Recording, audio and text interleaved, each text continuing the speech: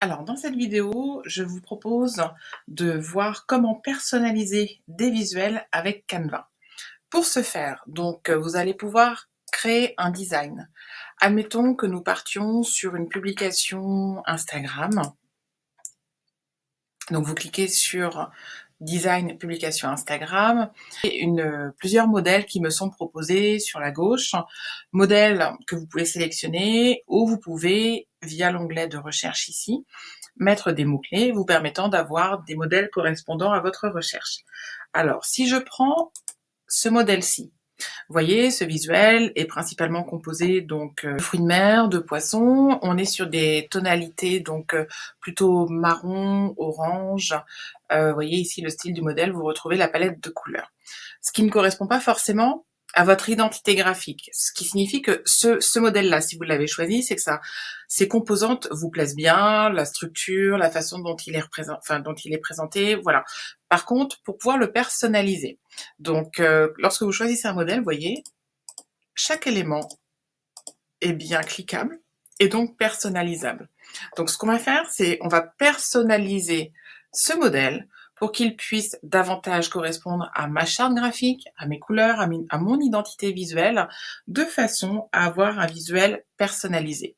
Donc, pour le personnaliser, je vais aller chercher le logo correspondant à l'entreprise pour laquelle je souhaite créer ce visuel, de façon à avoir l'identité visuelle, donc les couleurs, les codes couleurs correspondant au logo.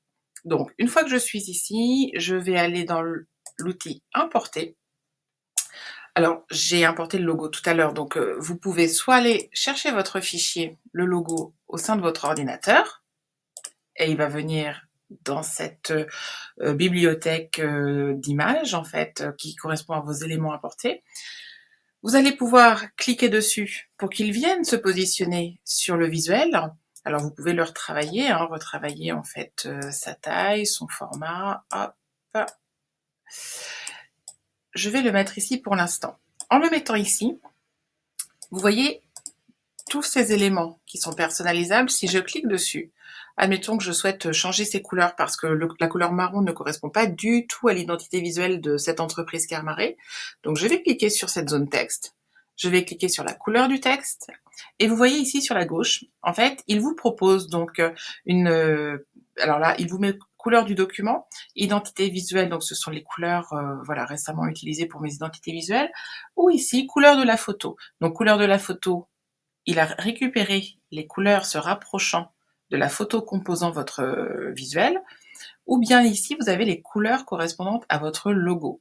Donc, mon texte, je souhaite le mettre dans cette couleur plutôt turquoise. Vous voyez, je vais, hop, et je vais lui dire ici, en fait, comme j'ai sélectionné les éléments, je lui ai dit, je veux que ce texte qui est marron bascule en vert turquoise. Il me propose une option tout modifier, c'est-à-dire que tout ce qui est composé en marron de cette couleur marron, il me suggère de la mettre en couleur turquoise. Donc, je clique et voyez, ici, il a bien changé les éléments qui se trouvaient en marron en turquoise. Je continue mes modifications. Donc, ici, j'ai une zone texte. Je vais pouvoir, une forme carrée, pardon. Je vais la mettre en couleur bleu-gris.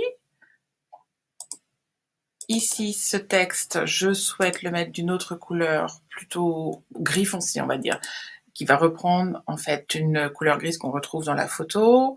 Je peux prendre ces éléments personnalisés avec une couleur composant mon logo.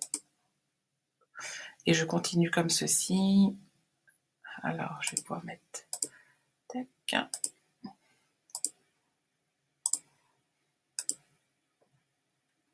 Où est mon blanc? Tac. Même ce texte-là, s'il ne m'intéresse pas, je peux le supprimer. Je vais mettre mon logo de façon centrée. Tac. Et ici, j'ai encore un élément marronné que je vais pouvoir mettre en gris, par exemple. Voilà, comme ceci. Je peux changer mes éléments texte pour mettre ce que je souhaite indiquer.